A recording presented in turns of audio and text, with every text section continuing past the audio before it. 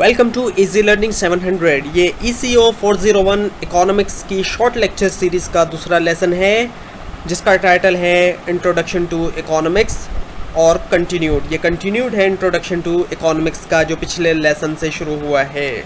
तो इसमें सबसे पहले है हमारे पास कॉस्ट एंड बेनिफिट एनालिसिस और इसके अंदर है हमारे पास रैशनल चॉइस। रैशनल चॉइस क्या है? ये एक चॉइस है, ये वो चॉइस है जो बेस्ड होती है प्योर रीज़न के ऊपर और विदाउट स्कम्बिंग टू वंस इमोशन और विम्स, यानी कि इमोशन के ऊपर बेस्ड नहीं करती ये, ना विम्स के ऊपर, किसी की ख्वाहिश के ऊपर, बल्कि प्योर रीज़न के ऊपर, लॉजिकल के ऊपर रीजनिंग की जाती है। रीज़न के मुताबिक चॉइस किया जाता है कि कौन सी चीज़ बेटर है और कौन सी चीज़ नहीं है, तो उसको हम रैशनल चॉइस कहते हैं। किसी के अपने इमोशंस या ख्वाहिशात इसमें शामिल नहीं होते। ऑप्टिमम का क्या मतलब है? ऑप्टिमम का मतलब है produce the best possible results also optimal. इसका मतलब है ज़्यादा से ज़्यादा जितना मुमकिन हो सके उतने ज़्यादा बेहतर रिजल्ट लाए जाए, जिसको हम ऑप्टिमल भी कहते हैं। तो ये है ऑप्टिमम।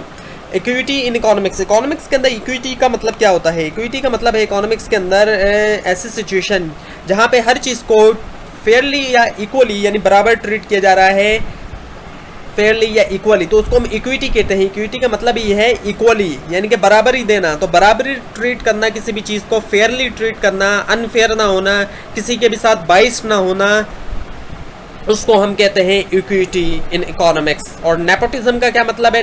नेपोटिज्म का मतलब है unfair favour for near ones when in power. देखें, इक्विटी के अंदर तो बराबरी दी जाती है, लेकिन यहाँ नेपोटिज्म के अंदर बिल्कुल भी बराबरी नहीं दी जाती। यहाँ अनफेयर फेवर्स दिए जाते हैं। एक तो होता है फेवर देना, किसी ने कोई अच्छा काम किया तो उसको फेवर दिया जा रहा है, लेकिन अनफेयर फेवर्स जिसका वो हकदारी नहीं है उसको वो चीज़ दे दी जाए, क्योंकि इस वजह से दी जाए कि आपके पास पावर है, वो आपके करीब है, वो आपका करीबी कोई दोस्त है, रिश्तेदार है, तो आपने उसको फेवर दे दिया। तो इस चीज़ को हम कहते हैं nepotism.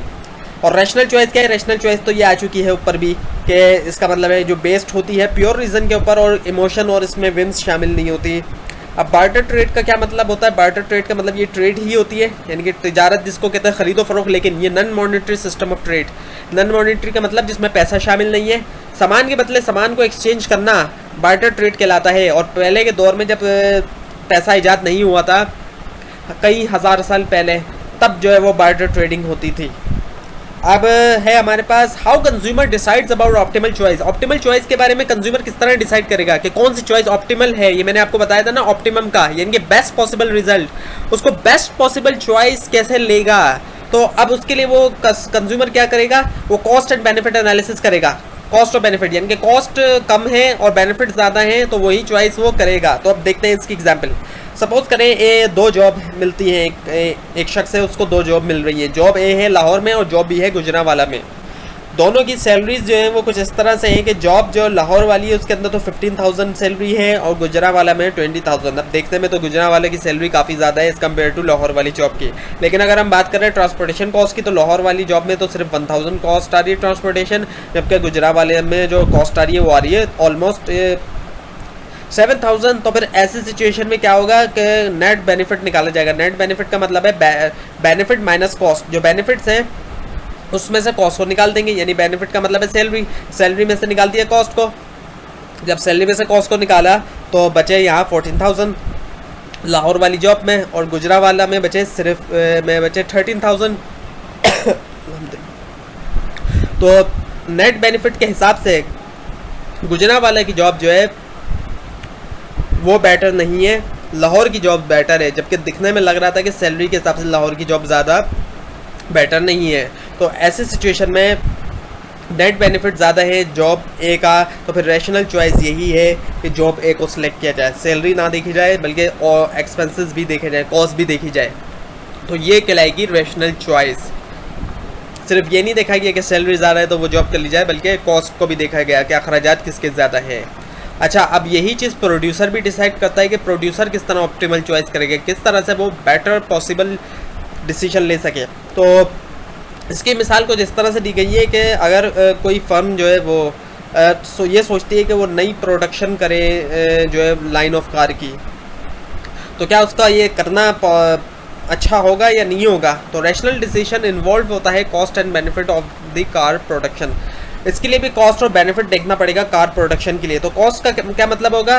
Will be the additional labour employed. Cost का मतलब होगा जो अब जाहिर बात है ज़्यादा कार प्रोड्यूस करने के लिए ज़्यादा लेबर की ज़रूरत पड़ेगी, ज़्यादा रॉ मटेरियल की ज़रूरत पड़ेगी, ज़्यादा पार्ट्स की ज़रूरत पड़ेगी और ज़्यादा कंपोनेंट्स की ज़रूरत पड़ेगी जिनको ख़रीदा जाएगा।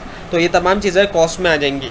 और फिर जो बेनिफिट मिलेंगे ज़्यादा कार प्रोड्यूस करने से वो क्या होंगे, एडिशनल रेवेन्यू, यानी कि इनकम जो होगी कार बेचने से जो मिल रहा है वो बेनिफिट्स में आ जाएगा। Additional revenue the firm will get by selling the additional number of car, जो ज़्यादा कार बन रही है उनसे जो उसको ज़्यादा बेनिफिट मिल रहा है।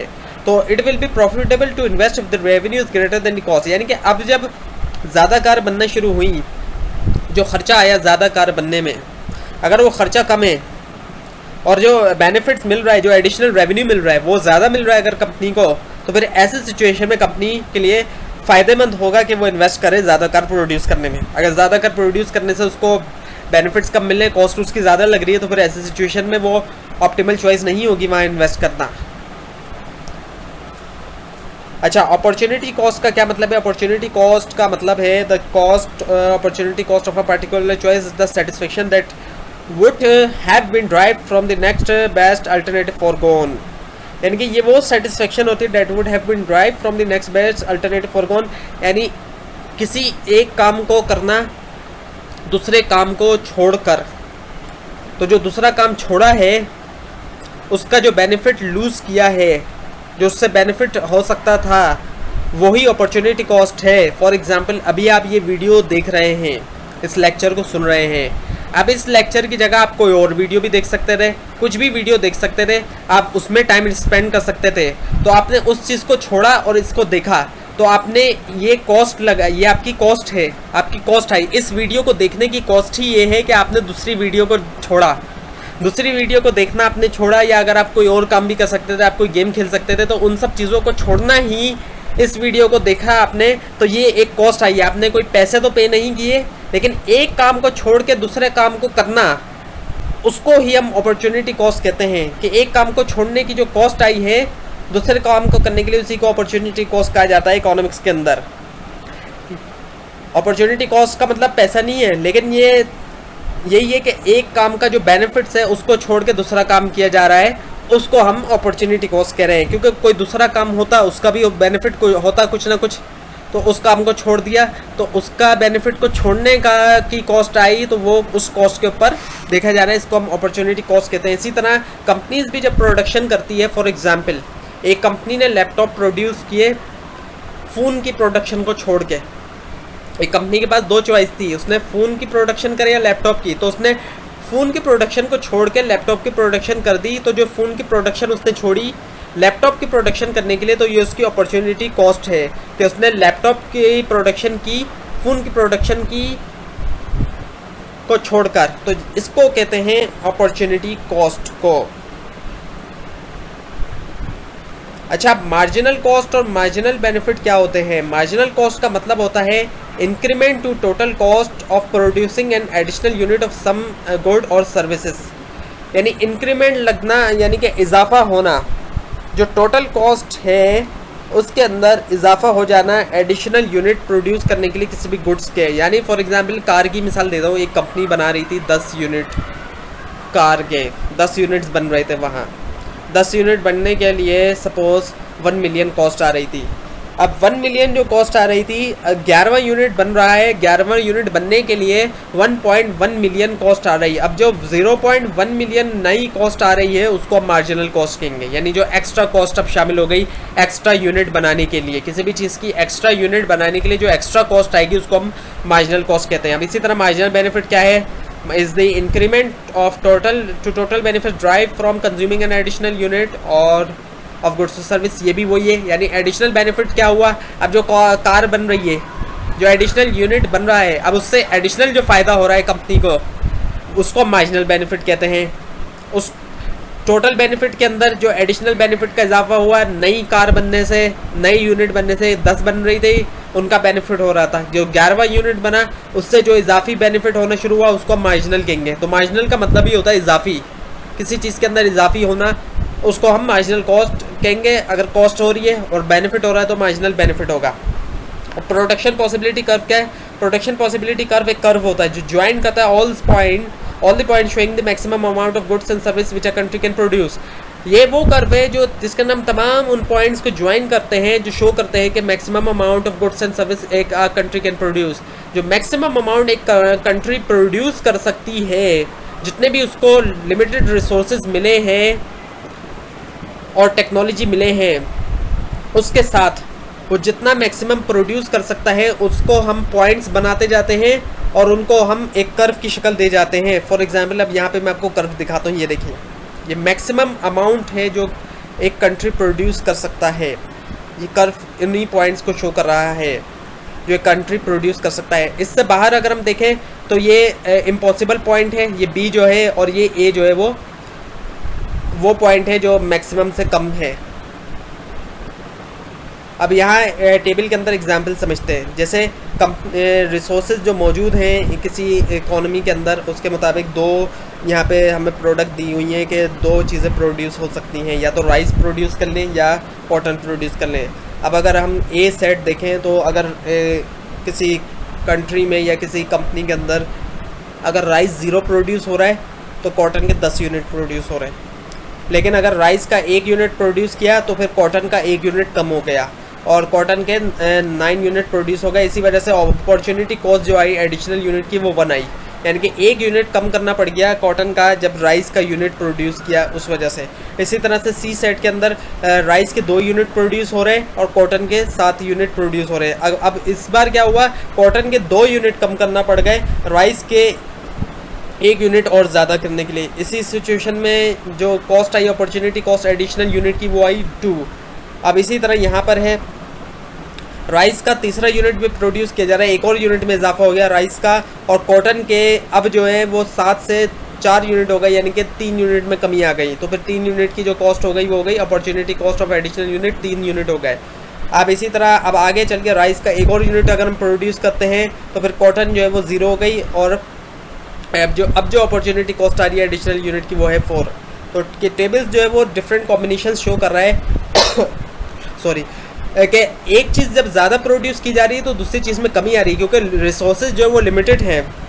इकोनॉमिक्स के अंदर रिसोर्सेज को बताया जाता है कि वो स्केर्स होते हैं, लिमिटेड रिसोर्सेज होते हैं। तो कोई भी कंट्री या कंपनी जो है वो एक चीज़ ज़्यादा प्रोड्यूस करती है तो दूसरी चीज़ की अंदर कमी आती चली जाती है, और यही चीज़ अपॉर्चुनिटी कॉस्ट के थ्रू हम बताते हैं और ये प्रोडक्शन पॉसिबिलिटी कर्व के थ्रू शो किया जाता है।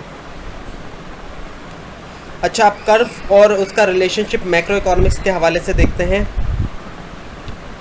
ये बात जो मैंने आपको पहले भी बताई थी कि points in the PPF are inefficient. जो पीपीएफ के अंदर जो पॉइंट्स है ये पॉइंट इनएफिशिएंट है और ये इम्पॉसिबल पॉइंट है।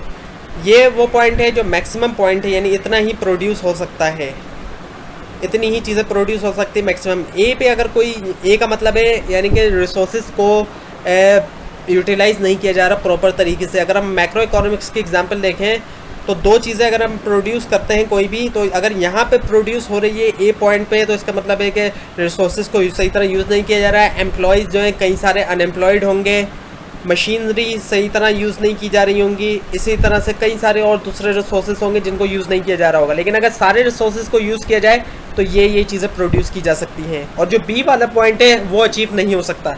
लेकिन अगर एक तरीके से बी वाला पॉइंट तक पहुंचा जा सकता है, और वो क्या है, इकोनॉमिक ग्रोथ। इकोनॉमिक ग्रोथ का कॉन्सेप्ट क्या है कि increase in the total amount of a country over time, यानी कि जो टोटल अमाउंट ऑफ आउटपुट है, आउटपुट का मतलब जो चीज़ें प्रोडक्शन हो रही हैं, जो चीज़ें बन रही हैं कंट्री में, किसी भी कंट्री में, उनमें इजाफा हो जाए। और जो ये इकोनॉमिक ग्रोथ होता है वो लॉन्ग टर्म एक्सपेंशन होता है of a economy ability to produce output, यानी कि लंबे अरसे के लिए कंट्री जो है वो ज़्यादा चीज़ें प्रोड्यूस कर सकती है, ज़्यादा चीज़ें बना सकती है। जब जीडीपी बढ़ता है किसी कंट्री का, उसका मतलब होता है कि कंट्री की इकोनॉमी जो है वो ग्रो हो रही है। जीडीपी का मतलब होता है ग्रॉस डोमेस्टिक प्रोडक्ट, यानी कि जो चीज़ें प्रोड्यूस हो रही हैं, गुड्स एंड सर्विसेज जो चीज़ें बन रही हैं उनमें इजाफा हो रहा है, तो उसका मतलब है कि कंट्री की इकोनॉमी ग्रो हो रही है। और इकोनॉमिक ग्रोथ जो है वो पॉसिबल तभी हो सकती है जब क्वांटिटी या क्वालिटी जो है वो बढ़ाई जाए इकोनॉमिक रिसोर्सेज की। जो इकोनॉमिक रिसोर्सेज हैं, जो कि लैंड, लेबर, कैपिटल और एंटरप्रेन्योरशिप, आपने पढ़ा होगा कि इनको कहा जाता है फैक्टर्स ऑफ प्रोडक्शन। जब ये फैक्टर्स ऑफ प्रोडक्शन में इजाफा होगा तो इकोनॉमिक ग्रोथ होगी। इकोनॉमिक ग्रोथ होने का मतलब ये कि चीज़ें ज़्यादा से ज़्यादा बनेंगी, क्योंकि ये वो फैक्टर्स होते हैं जो प्रोडक्शन को पॉसिबल करते हैं, इसीलिए इनको फैक्टर्स ऑफ प्रोडक्शन कहा जाता है। तो जो ये इम्पॉसिबल पॉइंट है बी का, जब ज़्यादा चीज़ें प्रोड्यूस होंगी तो इस पॉइंट को भी अचीव किया जा सकेगा और फिर ज़्यादा से ज़्यादा चीज़ें प्रोड्यूस होंगी। तो ये था लेसन नंबर 2 ECO 401 इकोनॉमिक्स की सीरीज़ का। अगर कोई कन्फ्यूजन है आपको नीचे कमेंट ज़रूर कीजिए और इस पूरी सीरीज़ को देखने के लिए इस चैनल को सब्सक्राइब कीजिए। Thanks for watching.